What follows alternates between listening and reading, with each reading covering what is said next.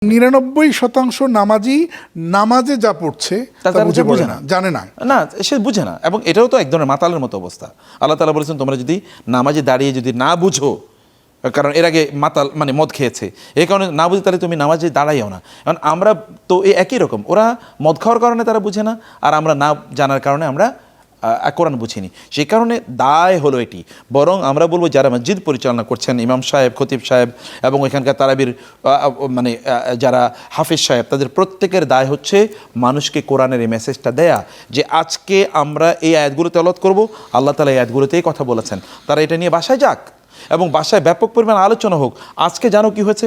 আপনি দেখেন কোরআনের একটা সূরা নাজিল হয়েছে, লোকেরা এবার যেমন সূরা আম্মা ইয়াতাসাআলুন আনিন নাবাইল আযীম, এই সূরা যখন নাজিল হয়েছে প্রেক্ষাপট কি? আল্লাহ তাআলা বলেছেন যে মানুষের মৃত্যুর পরে তাদেরকে পুনর্জীবিত হবে।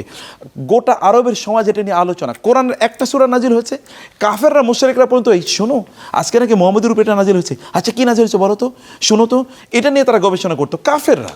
আর আমরা মুসলমানরা একটা গবেষণাও নাই, একটা আলোচনাও নাই। আপনি তারাবির স্পিরিট তো কোরআনের মধ্যে।